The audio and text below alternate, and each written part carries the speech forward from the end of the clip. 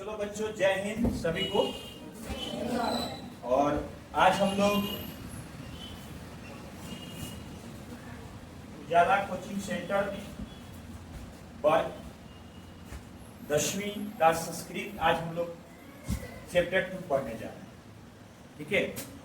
और उस चैप्टर में आज हम लोग पढ़ेंगे पाटलिपुत्र के बारे में और पाटलिपुत्र के वैभव के बारे में जानेंगे। वैभव, पाटलिपुत्र का वैभव का मतलब होता है उसके बारे में जानकारी मिलेगी, ठीक है। उसके एरिया के बारे में पढ़ेंगे, उसके नाम के बारे में पढ़ेंगे, उसके इतिहास के बारे में पढ़ेंगे, है ना, कि पाटलिपुत्र का इतिहास कैसा, ठीक है। और बाबू देखिए, और जिस धरती पर महान योद्धा, बड़े बड़े महान कार्य हुए, और जिस धरती पर हम लोग हैं आज, जहां से ये कक्षाएं चल रही है, वो पटना ही है। आज बड़ा सौभाग्य की बात हुआ कि आप लोग के बीच पाटलिपुत्र के बारे में आज मुझे कुछ बताने का आज एक मौका मिला, ठीक ना, यूट्यूब के माध्यम से। और आप लोग तैयारी खूब अच्छा से कीजिए, हम आपके साथ हैं और मन लगा के पढ़ाई करना है, ठीक है। जो भी चीज पढ़िए उस चीज को बड़ी गहनता से पढ़िए और बड़ी ईमानदारी से पढ़ाई करना है, ठीक है। तो चलिए लेसन की शुरुआत करते हैं पाटलिपुत्र के बारे में। और देखिए, पाटलिपुत्र का पाठ परिचय में देखेंगे तो बिहार की राजधानी पटना। तो पहला ही यहां से सवाल उठेगा कि बिहार की राजधानी कहाँ है? पटना। बिहार की राजधानी कहाँ है? देखिए, कोई भी राज्य का कोई राजधानी क्यों बनाया जाता है? आप लोग को भी लगता होगा कि सर पटना ही क्यों राजधानी बना, और भी तो एरिया था, और भी क्षेत्र था। मन में सवाल उठता है कि नहीं उठता? सबको उठता है। तो बाबू देखिए, राजधानी बनाने का पर्पस होता है किसी भी क्षेत्र का जहां से शासन को संचालित किया जाता है। जैसे बिहार की राजधानी पटना है, तो यहाँ पटना से ही सारे एरिया का मतलब क्षेत्र का, ठीक ना, जितना भी शासन है, प्रशासनिक कार्य हो गया, ठीक ना, वहां संचालित किया जाता है। यहीं से सारा, जैसे यहाँ पे देखते हैं कि मंत्री जितना सब विधायक जितने भी है, सब यहाँ पे आवास बना हुआ है पाटलिपुत्र में। तो बिहार की राजधानी बाबू कहाँ है? पटना। और पटना के प्राचीन महत्व का निरूपण करने के साथ ही ऐतिहासिक परंपरा से आधुनिक राजधानी के प्रसिद्ध स्थलों को भी निरूपण किया गया है। इसमें ध्यान देने योग्य बात है, बिहारस्य राजधानी नगरम पाटलिपुत्रम सर्वेषु कलेषु महत्व धारयत अस्य इतिहास सार्ध वर्ष परिमित वर्तते। अत्र धार्मिक क्षेत्रम, राजनीति क्षेत्रम, उद्योग क्षेत्रम च विशेष ध्यान आकर्षक। अब इसको हिंदी में समझेंगे, ठीक ना। ऐसे तो संस्कृत में आप लोग को समझ में आ ही जाता होगा। देखिए, बिहारस्य राजधानी नगर पाटलिपुत्र, है ना, मतलब बिहार की राजधानी कहाँ है? पाटलिपुत्र। नहीं समझ में आता है तो संस्कृत कोई मतलब डिफिकल्ट सब्जेक्ट नहीं, बशर्ते उसको देख के उसके वर्डों से लोग डर जाता है। ये नहीं जानता कि सारा भाषा का जननी यही है।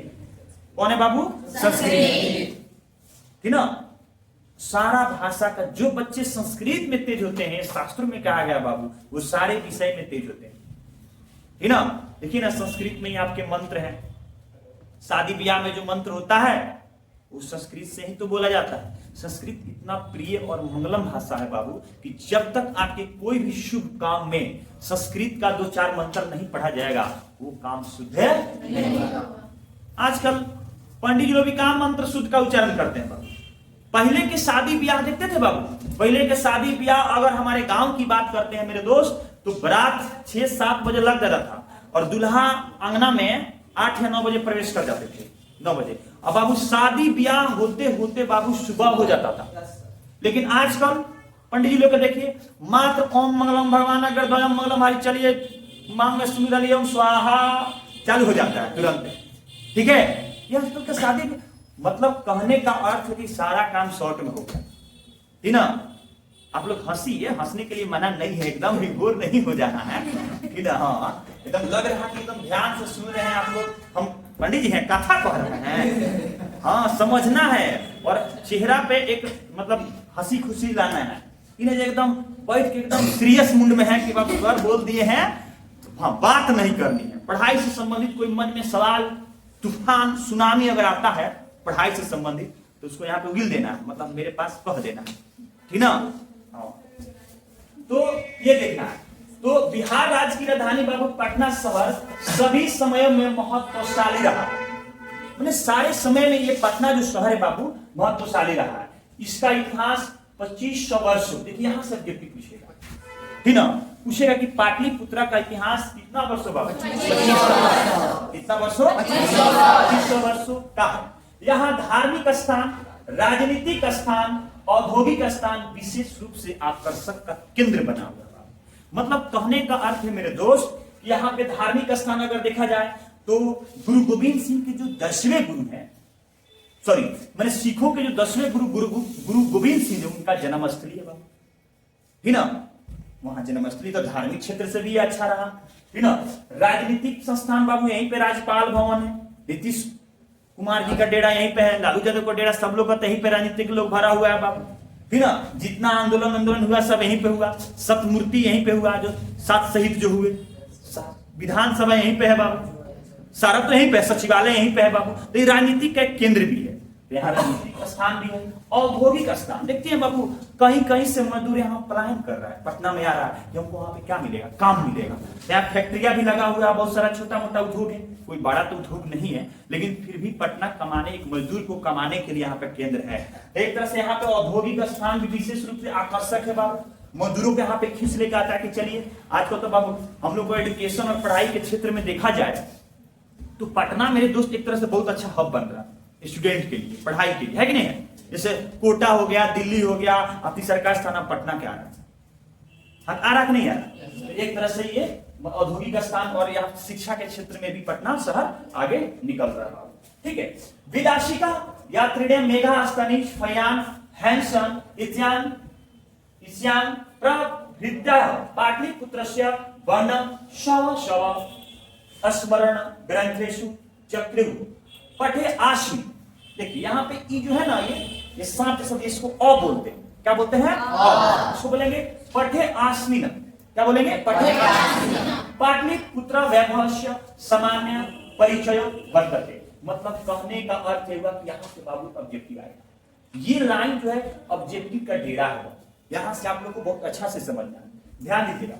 विदेशी यात्री मेघास्तनिज, फयान, हैंसॉन तथा इत्स्यम आदि ने पटना का वर्णन अपने अपने ग्रंथों में किया है। ये लोग विदेशी यात्री थे, जब पटना में आए लोग, ठीक ना, तो इसके वर्णन के बारे में जो मेघास्तनी थे बाबू, ये मेघास्तनी चंद्रगुप्त मौर्य के दरबार में आए हुए थे, ठीक ना। यहीं पे आपका पार्क है, ठीक ना, वहीं पे इनका सारा चीज है, ठीक ना। चंद्रगुप्त आगे हम सब चीज बता देंगे आपको। फयान, हैंसम हर्षवर्धन के शासनकाल में आए हुए थे, ईशान भी आए और पटना का वर्णन अपने अपने किताब में, जो लोग किताब लिखा था, ठीक ना, ये मेघास्थनी से किताब हम आगे बताएंगे, इंडिका है, क्या है, इंडिका, हम आगे बताएंगे सारा चीज, इसी में सब लिखा हुआ है, बढ़ाने की जरूरत नहीं है।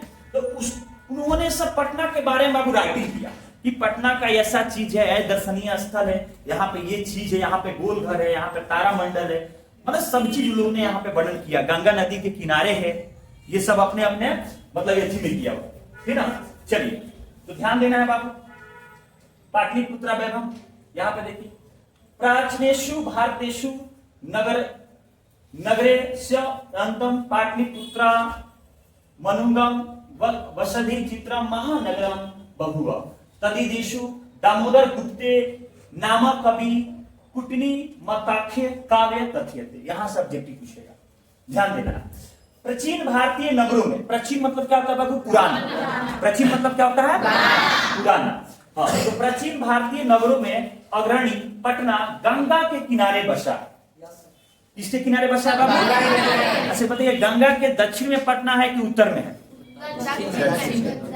ये जो पटना पड़ जाता है ना, ये दक्षिणी बिहार है, उधर जो पड़ जाता है गंगा के ऊपटी, वो उत्तरी बिहार है। तो उत्तरी बिहार में बाढ़ की समस्या ज्यादा है बाबू, और दक्षिणी बिहार में बाढ़ की समस्या उतना नहीं है, ठीक ना। लेकिन यहाँ भी बाबू बारिश होता है तो बाढ़ आ जाता है, है ना। हाँ, यहाँ भी बाढ़ की समस्या, लेकिन बरसात में तो उधर भी समस्या, उत्तरी बिहार में ज्यादा है बाबू। उधर तो कोसी नदी है ना, बिहार का शुभ नदी भी कहा जाता है कोसी नदी को, तो ध्यान दीजिएगा बाबू। तो पटना जो है वो यहाँ से सवाल उठा देगा, पटना किस नदी किनारे बसा हुआ है, तो गंगा। और विचित्र महानगर है बाबू। एक विचित्र का मतलब होता है खूब सुंदर, आकर्षक, है ना। इसके बारे में मतलब कुछ कहा ही नहीं जा सकता विचित्र के बारे में, है ना।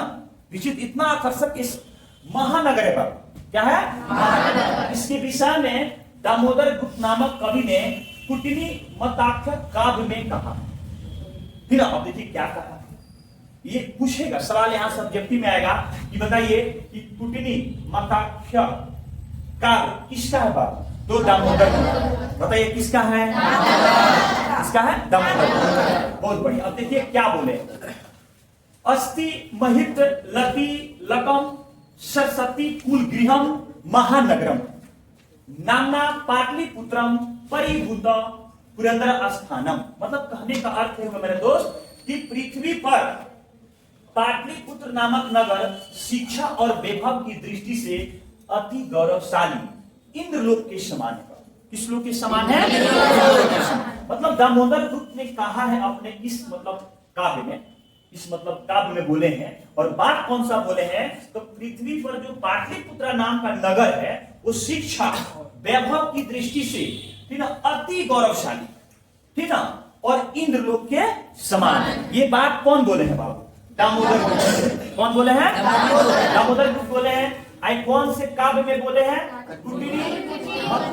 थोड़ा लंबा नाम है, तो इसको थोड़ा सा अच्छा से पढ़ लेना। आगे बढ़ते हैं, ठीक है, बहुत बढ़िया। चलिए, इतिहास से श्रेयते यत गंगाया तीरे बुधा काला पाटली ग्राम स्थित आसीत् यत्र च भगवान बुद्ध बहुकृत्वा समागतेन कथित मासित यदा ग्राम अश्यम महानगरम भविष्याति किंतु कलहस्य, देखिए ध्यान दीजिएगा यहाँ पे, कलहस्य अग्निदाहस्य जलपुरस्य च भयात् सर्वदा क्रांतम भविष्याति। मतलब कहने का अर्थ ये हुआ मेरे दोस्त, इतिहास में सुना जाता है, इतिहास में मतलब लोग कहता है, सुना जाता है कि भगवान बुद्ध के समय गंगा नदी के तट पर पाटली नामक ग्राम अवस्थित था। इस मतलब पाटलिपुत्रा का जो फर्स्ट महात्मा बुद्ध के समय जो नाम था वो क्या नाम था बाबू? पाटली। क्या नाम है? पाटली, ठीक ना। क्या नाम है? पाटली। किसके समय नाम था ये? महात्मा बुद्ध के समय, है ना। महात्मा बुद्ध के समय इसका पाटलिपुत्र नाम नहीं था बाबू, इसका नाम था पाटली। क्या नाम था? पाटली नाम, है ना। और भगवान बुद्ध कई बार यहाँ आए थे। यहाँ सब्जेक्टिव बन जाएगा कि पटना में सबसे ज्यादा बार कौन आए थे? चाहे कई बार कौन आए थे? महात्मा बुद्ध आए थे। उनके द्वारा कहा गया था, मतलब भविष्यवाणी किया गया था कि यह गांव, पहले गांव था बाबू, पाटलिपुत्र क्या था? गांव था। यह गांव महानगर होगा, वो भविष्यवाणी कर दी। क्योंकि हम बोले हैं बाबू, हम मंगलन चैप्टर पढ़ाए तो बताए हैं कि आत्मा का ज्ञान अगर किसी को हो जाएगा तो 10 साल पहले या 50 साल पहले क्या घटित होने वाला है, या भविष्य में क्या होने वाला है, या पहले क्या घटित है, सारा बात उसको जानकारी प्राप्त हो जाएगा, ठीक ना। जिसको आत्मिक ज्ञान जिसको पता चल जाएगा। तो महात्मा बुद्ध बोले थे बाबू कि ये जो गांव है, पाटली नामक का जो गांव है, ये भविष्य में क्या बनेगा बाबू? लेकिन लड़ाई झगड़ा, आग लगी, बाढ़ के भय से हमेशा क्या होगा? बात सही। देखते हैं लड़ाई झगड़ा होते रहते, मैटर हमेशा फटाफटी चालू। आप लोग भी देखते रहते हैं, ऐसा होता है कि नहीं होता है? बताइए, ऐसा होता है। आग लगी, देखते हैं कहीं ना कहीं, देखिएगा आपको गर्मी के दिन में, ठीक ना, कहीं ना कहीं आग लगी जाता है। जैसे पाल होटल में देखे कि लगा है नहीं, आप लोग जानकारी है ना बाबू? कहीं ना कहीं देखिएगा, अखबार भी उठाइएगा ना तो पता चलेगा ये खदान में आग लग गया, तो यहाँ आग लग गया। ये पटना में भविष्यवाणी है बाबू, महात्मा बुद्ध बोलिए दिए, ठीक ना, कि ये 3-4 चीज से घिरा रहेगा। तो पहले लड़ाई झगड़ा से घिरा रहेगा, आग लगी से घिरा रहेगा, और बाढ़ के भय से हमेशा घिरा। बात तो सही है बाबू। थोड़ा देर बारिश होता है, देखते हैं पूरा एकदम बाढ़ की तरह एकदम आ जाता है, और गंगा नदी पूरा उफान मारती है। अभी तो आप लोग नहीं जाके देखे हैं, अगर बरसात के दिन में गंगा नदी को जाके देख लीजिएगा तो डर जाइएगा। हाँ, मरीन ड्राइव की तरफ जाके देखिएगा, लगेगा कि सही में अगर बांध नहीं रहता तो टूट के पानी भरिए जाता। कई बार तो आ गया है बाबू, हम ज्योग्राफी पढ़ाएंगे तो आपको बताएंगे कि बिहार कब बाढ़ से घिरा हुआ था सबसे ज्यादा। ये सचिवालय है ना बाबू, वहां तक पानी घुस गया, इतना ज्यादा बाढ़ यहाँ पे आता है, ठीक ना। तो ये किसका भविष्यवाणी था बाबू? महात्मा बुद्ध का भविष्यवाणी था। महात्मा बुद्ध क्या बोले थे? ये जो पाटली नामक जो ग्राम होगा वो किसमें चेंज हो जाएगा? किसमें चेंज हो जाएगा?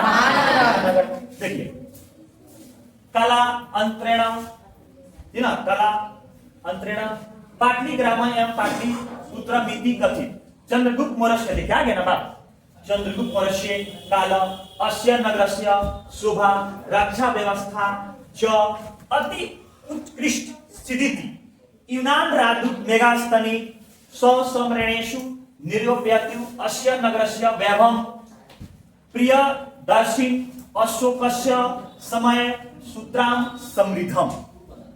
ध्यान से समझिए, इसको हिंदी में बता देते हैं। देखिए, बाद में यही पाटलिपुत्र ग्राम पाटलिपुत्र नगर के रूप में प्रसिद्ध हुआ। देखिए, पाटली ग्राम जो था, जो पाटली नामक गांव था, वो किस रूप में, मतलब किस नगर के रूप में जाना गया बाबू? पाटलिपुत्र नगर के रूप में प्रसिद्ध हुआ। चंद्रगुप्त मौर्य, यहां से ऑब्जेक्टिव उठा रहे, ध्यान दीजिएगा, एकदम ध्यान से मेरी बातों को सुन लीजिए, स्मरण कर लीजिए, इधर ही ध्यान दीजिएगा, नीचे नहीं देखना, इधर देखना, तब जाके आपको पूरे हमारे। देखिए, गुरु के जब भी आपको टीचर या शिक्षक पढ़ाते रहे हो, पीछे ना देखिए, अगल बगल ना देखिए, बातें नहीं कीजिए, ध्यान एकदम उसकी आंखों पे गड़ाए रखिए। वहां से रेटिना आंख की किरण निकलती है बाबू, और किरण आपके जाके मस्तिष्क में समाता है। ये प्रकोप है बाबू।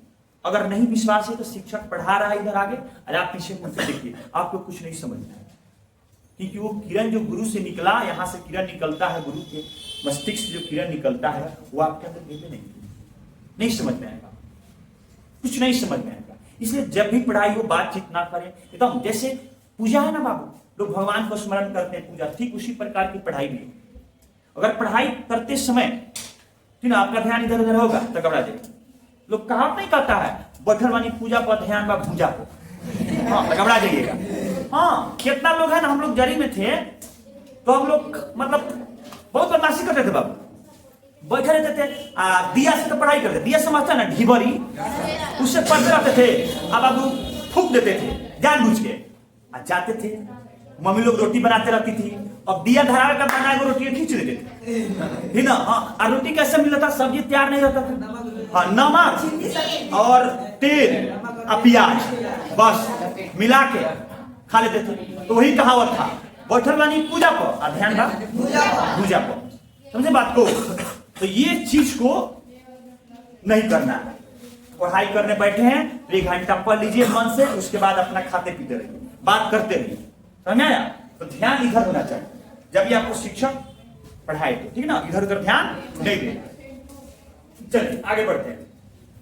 तो चंद्रगुप्त मौर्य के समय इस नगर की शोभा तथा रक्षा व्यवस्था अति उत्तम थी। तो यहां से ऑब्जेक्टिव निकलेगा बाबू, ये क्वेश्चन आपसे एग्जाम में पूछ लिया जाएगा कि बताइए किसके समय में पाटलिपुत्र नगर की जो रक्षा व्यवस्था थी, ठीक ना, रक्षा व्यवस्था और शोभा अति उत्तम थी। तो बताइए, कुम्हार पार्क है ना बाबू, कभी जीवन में मौका मिले पटना में तो कुम्हार जो पार्क है, ठीक ना, आप लोग कुम्हार पार्क आइए और वहां पे मिलिए। तो चंद्रगुप्त का ना लकड़ी का महल था, वो अभी भी वहां पे आपको हो जाएगा तो पता चल जाएगा। कभी अगर मौका मिले तो समय आने दीजिए, अगर मौका मिलता है तो हम आपको 1 मिनट ले चलते हैं, संडे का प्लान बनाएंगे क्या? हाँ, तो अच्छा भी लगेगा, आप लोग को घूमते चलना है हम लोग है ना, उस समय मौका निकाल कर हम लोग चला जाएगा, ठीक है। तो यही चंद्रगुप्त मौर्य का ना लकड़ी का महल बाबू, वही मिला है उसमें कुम्हार पार्क में, खोजा गया था। ताकि पटना में उसका घर था तभी तो मिला है बाबू, ठीक ना, मौका मिल जाके देखिएगा। तो चंद्रगुप्त मौर्य के समय इस नगर की शोभा तथा रक्षा व्यवस्था अति उत्तम थी, जिसका वर्णन यूनानी राजदूत मेगास्थनी ने अपने आत्मकथा में लिखा है। अब आत्मकथा का नाम है इंडिका। आत्मकथा यहाँ दिया नहीं है, हो सकता था दे देगा, लेकिन आपको याद रखिएगा इंडिका। क्या नाम बाबू? इंडिका। पूछा जाएगा पाटलिपुत्र के रक्षा व्यवस्था के बारे में किस पुस्तक में जानकारी है? तो इंडिका। किसमें जानकारी है? इंडिका। इंडिका किसकी पुस्तक है बाबू? मेगास्थनी। किसकी है? मेगास्थनी। किसके दरबार में आया था? चंद्रगुप्त मौर्य। वो कहाँ का राजदूत था? यूनानी। कितना यहां से देख रहे हैं, कितना ऑब्जेक्टिव बना दे रहे हैं हम, ठीक ना। चंद्रगुप्त मौर्य के दरबार में आया था बाबू, ठीक ना, और कहाँ का राजदूत था? उसने किस पुस्तक को लिखा? इंडिका। बोलिए, इंडिका पुस्तक को लिखा। उसमें किस क्षेत्र के जानकारी है? पाटलिपुत्र के बारे में। वो पाटलिपुत्र के बारे में क्या किया है बाबू? जानकारी। उसी का आत्मकथा भी कह सकते हैं, एक तरह से उसकी आत्मकथा है ना। इस नगर की संपन्नता अशोक के समय और अधिक थी, माने सबसे ज्यादा है ना, अशोक के समय बेस्ट था। लेकिन अगर रक्षा व्यवस्था पूछा जाएगा कि रक्षा व्यवस्था, इस नगर का जो रक्षा व्यवस्था किस शासक के समय अच्छा था, तो चंद्रगुप्त मौर्य। चलिए, बहुकालम पाटलिपुत्रस्य प्राचीन सरस्वती परंपरा प्रवर्तते इति राजशेखर स्वकाव्य मीमांसा काव्यमीमांसा। स्वकाव्यमीमांसा नाम के कवि शिक्षा प्रमुखे ग्रंथे सादरम स्मृति। ध्यान दीजिए, यहां से व्यक्ति पूछता है बाबू, बहुत समय तक पाटलिपुत्र की प्राचीन शिक्षा परंपरा चलती रही है। यह राजशेखर नामक कवि ने अपनी काव्यमीमांसा नामक ग्रंथ में आदर पूर्वक वर्णन करता है ना। तो पूछा जाएगा यहां से कि बताइए, काव्यमीमांसा नामक जो ग्रंथ है वो किसका है मेरे दोस्त? राजशेखर की है। किसका बाबू? राजशेखर। ठीक ना।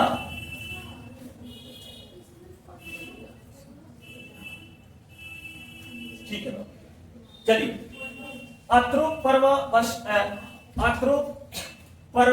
वर्ष विवाह प्रणाली पिगलिवी व्याग्नि बरु चित अंजलि यह प्रचिता ख्याति मुंह जग में।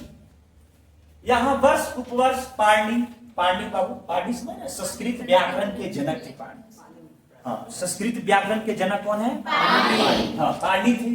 पिंगल थे बाबू, ये सब संस्कृत थे, मतलब संस्कृत के सबसे बड़े विद्वान थे लोग, है ना। व्यांगनी, बरुचि, पतंजलि। योग दर्शन के संस्थापक कौन है बाबू? पतंजलि। अब तो जानते करते हैं पतंजलि में योग सिखाते हैं, तो इसी से रिलेटेड याद रख लीजिए, योग दर्शन के संस्थापक कौन है बाबू? पतंजलि। आदि लोगों ने ज्ञान का विस्तार किया और ख्याति भी पाया, मतलब संस्कृत में उन लोगों ने बाबू बहुत बढ़िया से, ठीक ना, प्राप्ति किया, मतलब संस्कृत को अच्छा योगदान दिया और ख्याति पाया, मतलब लोगों को पुरस्कार भी मिला।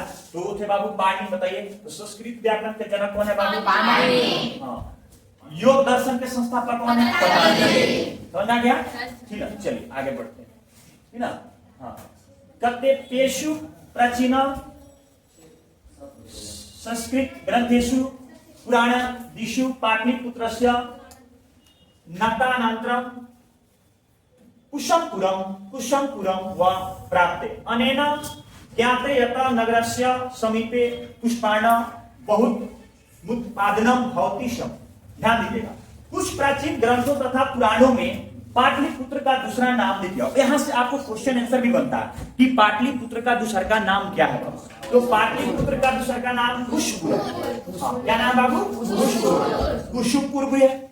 यहाँ कुशु नाम का यहाँ पे फूल उगता था, अब पाटल नाम का फूल, उसी के नाम पर पटना का नाम पाटल पड़ा। पाटल से पटना हुआ, पटला हुआ, पटना से सब ऐसे ही नाम चेंज होते होते आज क्या हो गया है? पाटलिपुत्र। ठीक ना। पाटन पहले बोला जाता था, पाटन। हाँ, पाटन। तो पटना से पटना पाटन नहीं बोलने आया, कुछ इतिहासकार को तो पटना बोल दिया। ये तो आधुनिक नाम है पटना। इसका पुराना जो नाम था पटना का वो पाटलिपुत्र था। क्या नाम था बाबू? पूछा जाएगा कि पटना का प्राचीन नाम मतलब पुराना नाम क्या है? पाटलिपुत्र। क्या बाबू? पाटलिपुत्र। हाँ हाँ। कुसुमपुर भी देखने को मिलता है। इससे पता चलता है कि नगर के समीप फूलों का उत्पादन अधिक होता था। इससे तो इतिहास से तो यही पता न चलता है बाबू कि नगर के समीप जो था, किनारा था, तो बाबू फूलों का उत्पादन क्या होता था? बहुत ज्यादा होता था। पाटलिपुत्र मिति शब्द अपि पाटलिपुत्राणि पुत्रकालिका रचना नाम मिश्रत्या प्रचलित। शरत काले नगर आश्विने कौमुदी महोत्सव इति महान समारोह गुप्त वंश शासन काले अति प्रचलित। तत्र सर्वे जना आनंद मग्ना अभुवन। संप्रति दुर्गा पूजा वस्त्रे तदृश्य एवं समारोह दृश्यते। मतलब कहने का अर्थ हुआ बाबू, यहाँ ध्यान से समझिएगा कि पाटलिपुत्र में, ध्यान दीजिएगा, पाटलिपुत्र शब्द भी गुलाब फूलों के नाम का आश्रय लेकर रखा गया। किस फूलों का नाम लेकर बाबू? गुलाब फूलों का नाम आश्रय लेकर रखा गया। ऐसा पुतिलिका, देखिए नाम क्या था, पुतिलिका। पुतिलिका रचना में वर्णित है। किस रचना में वर्णित है बाबू? पुतिलिका रचना में वर्णित है। गुप्त वंश के शासन काल में इस नगर में शरद ऋतु में, यहीं से अव्यक्ति बनेगा, मतलब गुप्त वंश के शासन काल में इस नगर में शरद ऋतु में कौमुदी महोत्सव अति प्रचलित था। तो यहां से अव्यक्ति बन जाएगा बाबू कि बताइए किसके शासन काल में ही ना ये कौमुदी महोत्सव प्रचलित था? तो गुप्त वंश के शासन काल में, ना किसके शासन काल में? गुप्त वंश। कौन सा ऋतु में? शरद ऋतु में। ना कौन सा महोत्सव मनाया जाता था? अति प्रचलित था, मतलब बहुत ज्यादा प्रचलित था। इस अवसर पर लोग अति प्रसन्न रहते थे। इस समय दुर्गा पूजा के अवसर पर वैसा ही दृश्य देखने को मिलता है। कैसे आज दुर्गा पूजा में, है ना, दुर्गा पूजा में लोग कितना खुश रहते हैं बाबू, कितना सज धज के तैयार हो जाता है पटना। ठीक उसी प्रकार कौमुदी महोत्सव जब होता था ठंडी के दिन में, तो उतना ही पटना सुंदर सज जाता था, क्योंकि फूलों का उत्सव यही था, चारों बगल फूल था। तो फूल से कितना अच्छा कोई भी चीज अच्छा लग जाता है, सज जाता है घर। तो सरस्वती पूजा भी इसी का देन है, इतिहास का देन है बाबू। यहाँ सरस्वती पूजा भी मनाया जाता था, ये सब चीज था, ठीक ना। काल चक्र वसाद्यंती मध्यकाले पाटलिपुत्र वर्ष हस्त परितम जीर्ण त्रा मन उदम तस्य संकेत अनेकेषु साहित्य ग्रंथेषु मुद्रा रक्षसिद्धिषु लाभते मुगल वंश काले अस्य नगरस्य समुद्र धारे जाता। अगला शासन काले च पाटलिपुत्रस्य सूत्राम विकासे जाता। मतलब कहने का अर्थ है बाबू कि समय परिवर्तन के कारण मध्यकाल में पाटलिपुत्र 1000 वर्षों तक पिछड़ा रह गया। ऐसा समय है बाबू, सब तो समय का खेल है बाबू। इंसान तो समय का एकदम गुड़िया है, जिस तरह समय आता है उस तरह से इंसान को क्या करना पड़ता है, बदलना पड़ता है, ठीक ना। सब तो समय का काल। देखिए आज पाटलिपुत्र का क्या स्थिति, उस समय क्या स्थिति था, ठीक ना। तो पाटलिपुत्र 1000 वर्ष तक पिछड़ा रह गया। बीच में तो बाबू 30 साल 20 साल यहाँ पर कथी भी आया, वो सुखाड़ भी आया, ठीक ना। ये बहुत समस्याओं से ये जुझा हुआ ये नगर है बाबू। ऐसे इतना आज आगे नहीं बढ़ा है कोई भी चीज, चाहे आप हो चाहे हम। जब तक संघर्ष नहीं कीजिएगा जीवन में, तब तक जीवन में आगे नहीं बढ़िएगा। आप ये सोच रहे हैं ना कि हम एक तुरंत पढ़ाई लिखाई करें, तुरंत जॉब लग जाए, तुरंत अमीर बन जाए, ऐसा कभी नहीं हो सकता। पहले जीवन में संघर्ष करना पड़ेगा, तभी जो चीज आपको मिलेगा उसका मूल्य आपको समझ में आएगा। नहीं तो जिसको बाबू बिना मेहनत के लिए कुछ भी मिल जाता है ना, उसको मूल्य समझ में नहीं आता। जैसे मान के चलिए ना, आपको कुछ भी बिना मेहनत के मिल जाए, कोई गाड़ी मिल जाए, पैसा मिल जाए, आप लगेगा उसको गलत जगह उपयोग कर, सही जगह उपयोग नहीं होगा। जो उस पैसा को महत्व को जानता है, कितना मेहनत से मेरे माँ बाप पैसा ही ला रहे हैं, वो गलत चीज में यूज नहीं करेगा। आजकल देखिए ना बाबू, आजकल बिहार के युवा में कितना स्थिति खराब है बाबू। हर एक गांव में, हर एक युवा में बाबू नशा का लत लगा। आजकल हमारा युवा पार्टी कहां जा रहा है, सब नशा बंदूक ले रहा है, फोटो खिंचा रहा है। कोई सही काम के कलम लेकर फोटो नहीं खिंचाएगा। देखो हम पढ़ रहे हैं, बंदूक लेकर फोटो खिंचाएगा, अब वो दूसरा का बंदूक, बताइए। अब पुलिस आता है, टांग के लेकर चल जाता है, चलो तुमको बंदूक दिखाते हैं, ढेरे मनी रखल है, ठीक ना। अपना आप से समझता है ना कि हम रंगदार बन जाए, ठीक ना। बड़ा कर्मों से बड़ा आदमी बना जाता है, हथियार दिखा के गलत रास्ता पकड़ के बड़ा नहीं बना जाता। बड़ा आदमी बनना है तो बड़ा कर्म करो, सही रास्ता चुनो, ठीक ना। ये बाइक स्पीड चला के तुम क्या दिखाना चाहते हो, तुम क्या दिखाना चाहते हो? तुम अपने मौत का न्योता दे रहे हो। किसी के सामने तुम बाइक तेज चला दोगे तो तुमको क्या लगता है कि तुमको बेस्ट कोई समझेगा? नहीं, और तुमको गाली देता है बाबू, ठीक ना। तो ये सब शिक्षा की चीज है, ये अपने अंदर बाबू इसको ग्रहण करो और सही रास्ता चुनो, ठीक है। जीवन में अगर तुमको कुछ करना है तो सही रास्ता और सही कर्म करना पड़ेगा। बड़ा आदमी बनना पड़े, अगर तुमको बनना है तभी सही रास्ता ढूंढना पड़ेगा, समझ में आया? हाँ। तो पाटलिपुत्र 1000 वर्ष तक पिछड़ा, इसकी जानकारी अनेक साहित्य ग्रंथों एवं मुद्राक्षस नाटक में मिलती है। आप लोग कमेंट में बताएंगे कि मुद्राक्षस किसका लिखा हुआ, ठीक ना, ये काव्य है मुद्राक्षस। सारे बच्चे, जितने भी बच्चे वीडियो देखेंगे, ठीक ना, मुद्राक्षस कमेंट में बॉक्स में जाके और उस राइटर का नाम बताएंगे कि मुद्राक्षस किसकी नाटक, ठीक है। हाँ, जितने भी बच्चे यूट्यूब पे ये लेसन को पढ़ेंगे मिलती है। मुगल शासन काल में इस नगर का विकास हुआ था। इस नगर का विकास किसके शासनकाल में हुआ था बाबू? मुगल। मुगल वंश के संस्थापक कौन था? बाबर। छोटा मोटा बता दिया आपको, मुगल वंश का संस्थापक कौन था? बाबर था, ठीक ना। अंग्रेज के शासनकाल में इस नगर का काफी विकास हुआ। जब अंग्रेज आए तो इस नगर का बाबू बहुत ज्यादा विकास हुआ, जैसे रेल ला दिए, डाक ला दिए, सब उन्हीं लोग का देन था बाबू। एक तरह से देखा जाए ना बाबू, तो अंग्रेज लोग ना यहाँ विकास का काम किया, लेकिन लूटने का भी काम किया हम लोग, ठीक ना। नया आधुनिकरण जो उन्हीं लोग का देन है, ठीक ना। नगर निगम मध्य काले पटनेति नामना प्रसिद्धम अयम च शब्द पतन नीति शब्दा निर्गत नगरस्य पालिका देव। कौन है बाबू? यहाँ से क्वेश्चन बन जाएगा, यहाँ से आपको क्वेश्चन बनेगा बस। पटन देवी, कौन देवी? पटन देवी। पटन देवी अधापि पूज्यते, मतलब कहने का अर्थ हुआ कि यह नगर मध्यकाल में ही पटना नाम से प्रसिद्ध हुआ। यहाँ से ऑब्जेक्टिव निकलेगा मेरे दोस्त, एकदम आप लोग अंडरलाइन कर लीजिए मेरे दोस्त। यहाँ से पूछेगा कि पटना नाम से प्रसिद्ध कब हुआ बाबू? तो मध्यकाल में। किस काल में? मध्यकाल में। एकदम खड़ा ऑब्जेक्टिव है। यह शब्द पतन शब्द से बना थे। क्या कहना बात बोल रहे थे ना, यह शब्द किससे बाबू बना हुआ है? पतन शब्द से बना। नगर का पालन और रक्षा करने वाली पटन देवी आज भी पूजी जाती है। बताइए पूजी जाती है कि नहीं जाती है? आप लोग पटन देवी घूमने गए हैं? जीवन में मौका मिले तो जाइए और उस माँ से बोलिए कि हे माँ, ना हम लोग को देना कुछ नहीं है आपको। भगवान के मंदिर के पास जाइए तो आप लोग मांगते हैं, भिखारी है जी, मांगा जाता है किसी नहीं, अपने मेहनत के बल पे बनाइए। अगर भगवान के सामने तो यही मांगिए, हे भगवान हमको स्वस्थ रखो, मेरे परिवार को स्वस्थ रखो, ठीक ना, बस यही मांग। कहा जाता है हेल्थ इज वेल्थ, स्वास्थ्य क्या है? धन है। तो आप लोग जाते थे बोले हमको धन दे दीजिए, हमको थार खरीदना है, पैसा भेज दीजिए, ठीक ना, हमको बुलेट खरीदना है, हमको ये करना। पागल, ठीक ना। भगवानों को घूस देता है इंसान। इतना बाबू मतलब तेज निकल गया है कि जाएगा ना तो बोले हमको ब्याह करा दीजिएगा तो हम आपको ना 2 किलो लड्डू चढ़ाएंगे, ठीक है, घूस दे देगा। हाँ पता है, हमको कल मैट्रिक पास करा दीजिएगा तो हम 5 किलो लड्डू दे देंगे। यही बतिया बताओ, वैसे रहता भगवान को तो कोनो 10 किलो दे के, ठीक ना, बाबू तुमको क्या कर देगा? हाँ पूरा टॉपरे हो जाता। क्या काम है पढ़ने का? तो भगवान को भी लोग घूस देना चालू कर दिया बाबू, ठीक ना। तो ध्यान दीजिएगा। तो आज भी बाबू बताइए पटन देवी यहाँ किस देवी की पूजा होती है? पटना में पटन देवी की पूजा होती है। किसकी पूजा होती है? पटन देवी की पूजा होती है।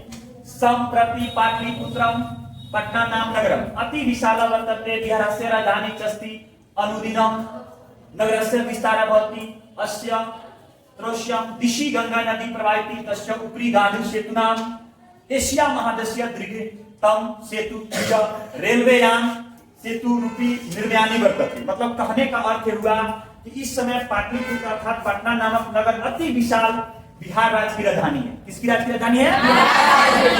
आए दिन इसका विस्तार हो रहा है बाबू, तो मेट्रो भी बन रहा है बाबू। इसमें तो मेट्रो का बातें नहीं किएगा, मेट्रो भी बन रहा है बाबू। यहाँ इस नगर की उत्तर दिशा में गंगा नदी बहती है। तो हम पटना के उत्तर दिशा में कौन है? गंगा। लेकिन गंगा के दक्षिण में कौन है? पटना। ऐसे सवाल पूछेगा ना कि बताइए गंगा के किस दिशा में पटना है? तो दक्षिण में। लेकिन सवाल उल्टा पुल्टा भी पूछेगा आपसे, तो सवाल को देख के जवाब देना है। तो पूछेगा कि बताइए पटना के उत्तर दिशा में कौन है? और गंगा के किस दिशा में पटना है? देख रहे ना किस सवाल बना दे रहे हैं, ऐसे भी सवाल पूछेगा। इसके ऊपर एशिया महादेश का सबसे लंबा पुल गांधी सेतु बना हुआ है और ये रेल पुल का निर्माण भी इस पे हो रहा है। मतलब कहने का आज तो गंगा नदी पर रेल पुल तो बनिए गया बाबू, जिस समय किताब छपा होगा उस समय बन रहा होगा, ठीक ना, तो बनिए गया। लेकिन अब एशिया का अब स्टील पुल है बाबू, ठीक ना। अगर कहा जाए कि एशिया का सबसे लंबा स्टील पुल कौन है, तब बोलिएगा महात्मा गांधी सेतु। चलिए अब देखिए नगर आश्वी में उत्कृष्ट संग्रहालय, उच्च न्यायालय, ये सब पूछेगा कि पटना में क्या क्या स्थित है। तो याद कीजिएगा ये क्वेश्चन है आपका, इस साल भी क्वेश्चन पूछा हुआ है, तो ध्यान देना है एकदम। जो चैप्टर पढ़े रहेंगे वही आंसर को लिख पाएंगे। देखिए तो पूछेगा कि नगर आश्वी में देखिए क्या है, संग्रहालय है, उच्च न्यायालय है, सचिवालय है, गोल घर है, गोल घर जानते हुए करते हैं, तारा मंडलम है, जैविक उद्यान है, चिड़ियाघर है ना बाबू, मौर्य कालीन और शेष है जो हम बता रहे थे अभी कुम्हार पार्क में, महावीर मंदिर इत्यादि दर्शनीय शांति।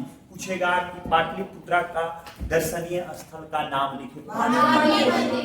एक एक खाली दर्शनीय स्थल है, सब बाबू दर्शनीय स्थल है, सब घूमने वाला जगह है। तो इस सबका नाम लिखना है दर्शनीय स्थल। याद हो जाएगा?